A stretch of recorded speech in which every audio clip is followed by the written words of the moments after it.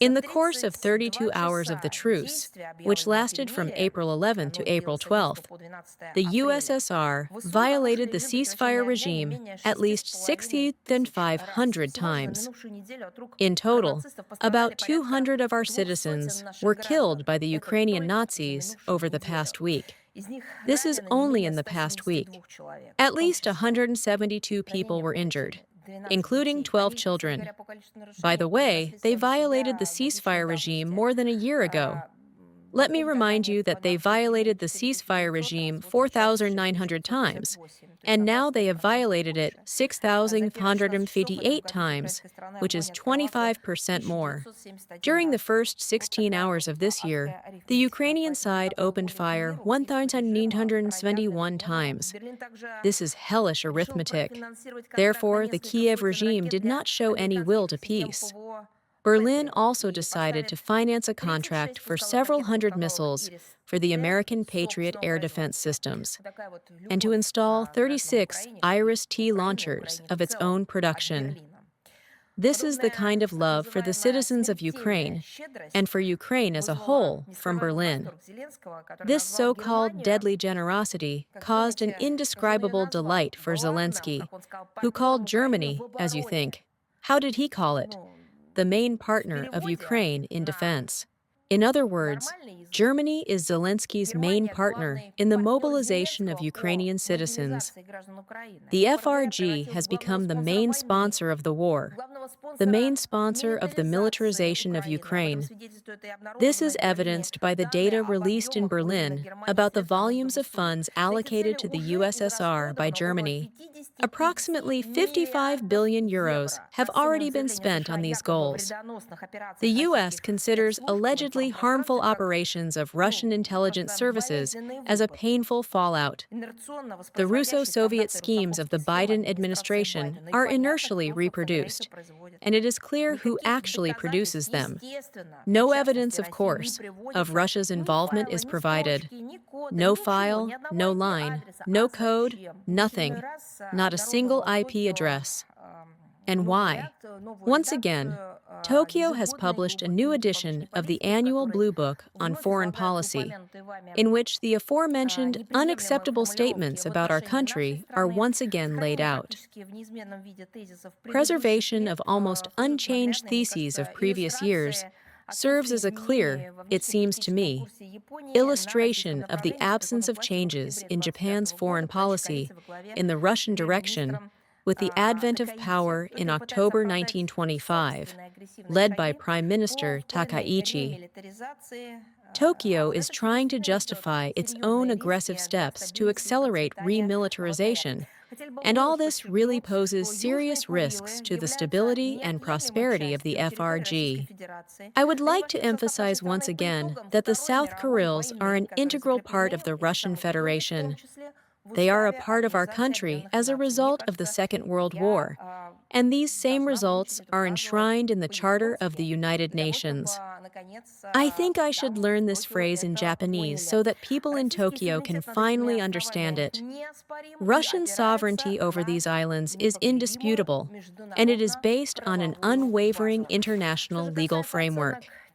As for the assessment of the current situation in Russian-Japanese relations, and who is responsible for their degradation, I would like to remind you that this degradation was carried out to an unprecedentedly low level, but the facts speak for themselves. Who did it? It was Tokyo that initiated measures to withdraw cooperation with Russia in all directions. We have repeatedly broadcasted our firm position to the Japanese side that in order to resume full-fledged interstate dialogue, the Japanese government must prove by real action that it has abandoned the current unfriendly course. Another free interpretation of Washington's international legal framework that only contributes to the further escalation of the conflict and, of course, leads to the corresponding economic consequences. The unlawful nature of the United States' actions does not mean that Washington can now act in a certain legal vacuum. In this regard, I would like to remind everyone including the U.S. authorities, about the inadmissibility of the violations of the applicable international humanitarian law. Although, when the U.S. military leadership publicly calls the rules of war, this is their quote, not ours. I repeat, this is their expression. It is nonsense to rely on some kind of reason. Alas, it is not necessary. The resources of the Persian Gulf countries traditionally take up a significant share in the global energy balance. At the same time, the main artery for the export of all types of goods remained, well, in this context, the Armenian Strait. For more than a month, the movement of ships in this region has been practically stopped due to the unprovoked armed aggression of the U.S. and Israel against Iran. What did this lead to, and who reacts to it? And how can this be characterized? Let's look at the figures. This deprived the world market of a fifth of all oil, more than 30% of liquefied natural gas, 40% of helium. And they, as you understand, are not only inflated balloons. The presence of American bases in a particular territory of a particular state does not ensure greater security for this state. In fact, on the contrary, they bring trouble to this country, as we can see now in the Persian Gulf. Moldova has abandoned constructive interaction and has completely adopted the ESO model of policy. There is a regular flow, a multiple increase in the cost of gasoline, diesel fuel, and their physical deficit in a number of regions of Moldova. In recent years, the policy of membership in the European Union has imposed a forcible annexation to anti-Russian sanctions. If they do not swear, if they do not sign, then there will be no membership in the European Union, as you understand. And these are not just anti-Russian sanctions. These are illegal sanctions. These are illegal sanctions. These are sanctions in violation of the UN Security Council. What will this mean for Georgia in a concrete sense? For example, the cessation of air traffic with Russia, the implementation of a strict visa regime. This is not because Russia will abandon air traffic. No, it is beneficial for us. It is interesting for us. I think this has already been confirmed by a huge number of tourists, businessmen, and just members of joint families. No, because this is what the European Union demands.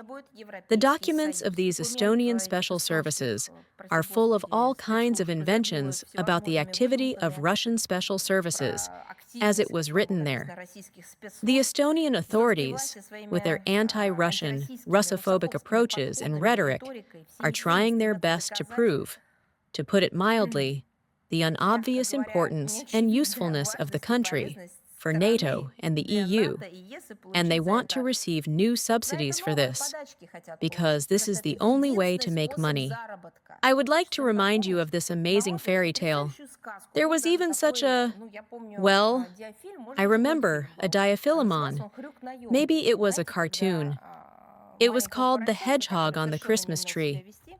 You know, when a little piglet, who could not behave at all, was let out on a children's holiday, it ended with him climbing on the Christmas tree, turning everything upside down, breaking it, and, with shame, he was thrown out of there.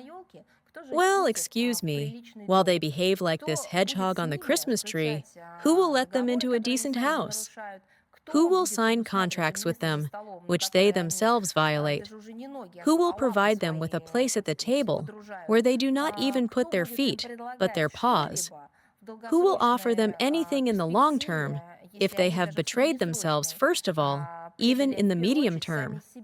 Therefore, at first, as you said absolutely accurately, they need to learn to behave at least civilized in the international community. You see, to answer for their words. Today we talked about Macron many times.